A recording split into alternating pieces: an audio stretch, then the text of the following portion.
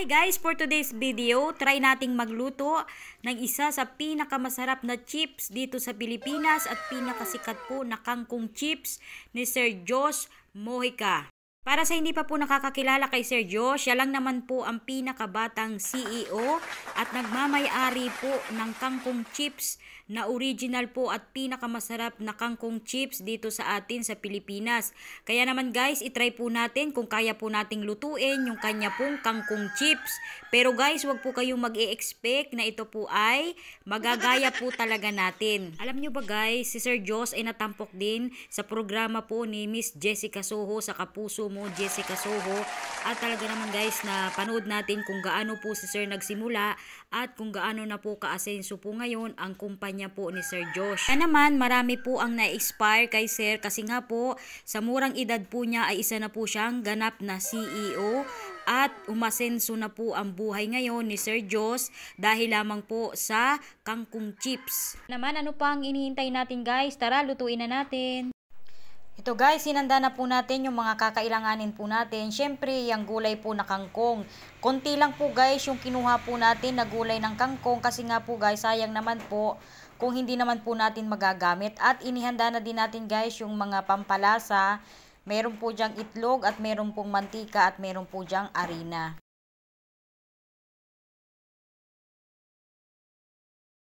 Guys, sa isang bowl, maglagay tayo ng tubig at ipagsama-samahin na po natin yung mga ingredients na gagamitin po natin at lalo na po yung mga pampalasa po nating mga ingredients. Katulad po ng nakikita ninyo, hinalo ko na po at pinagsama ko na po yung mga ingredients. Katulad po ng paminta at saka po ng harina at nilagyan din po natin yan guys ng pampalasa.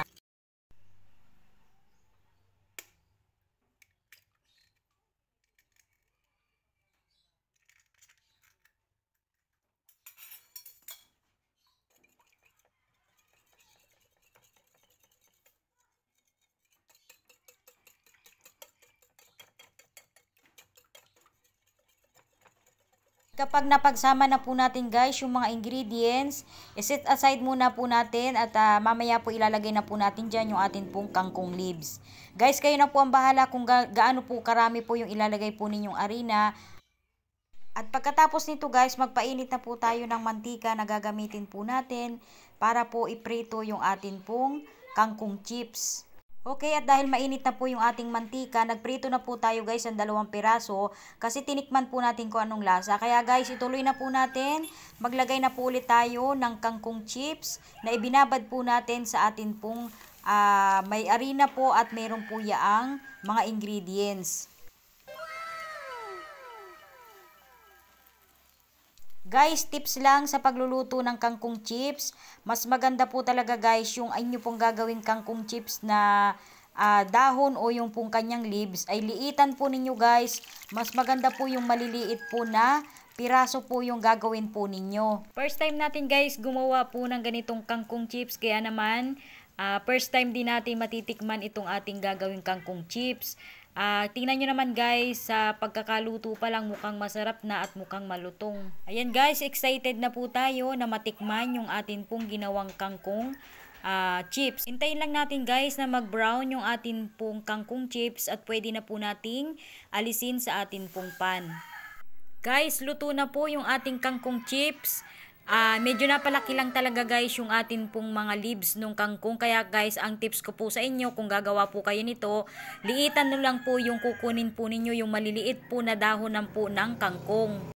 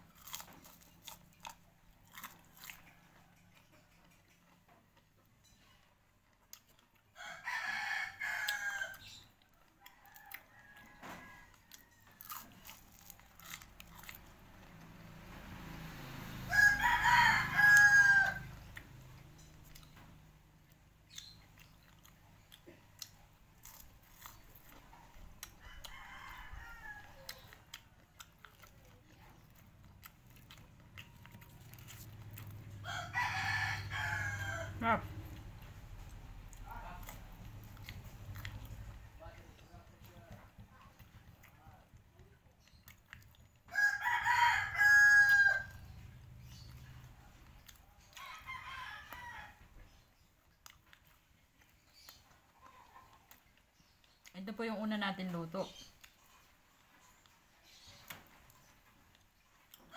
Guys, ang tip ko sa inyo pag magluluto kayo nito, yung maliliit lang.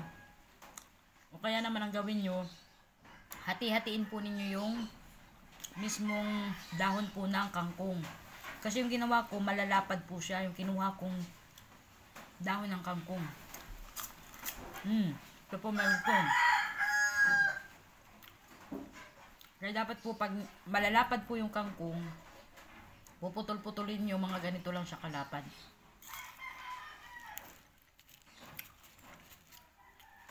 Tulad nito, malapad po yung pagkagagawa ko. Pero masarap siya. Saka malutong.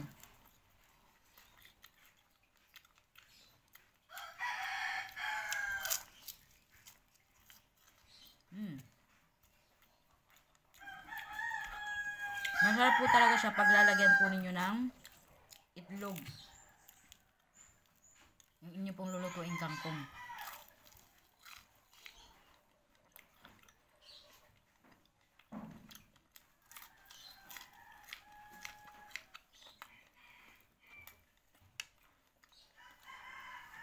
Yung po kasing tinitinda po ni Sir Josh, yun po talaga perfect ang pagkakaluto. Kasi machine po ang gamit nun.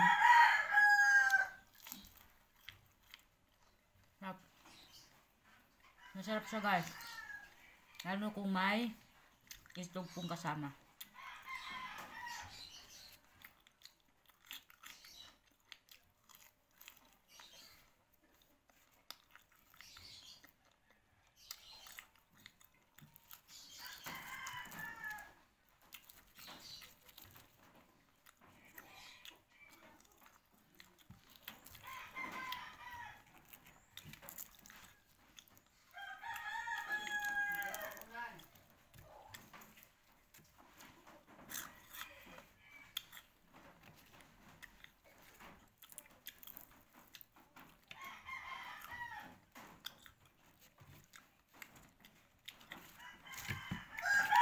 Masarap siya guys. Mainit lang.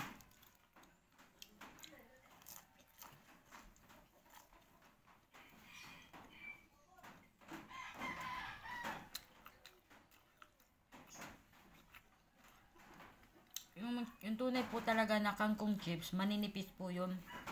Pero hindi ko pa po yun natitikman. Kasi yung ating gawa, medyo makakapal po yung ano niya. Yung pagkalagay po natin ng harina.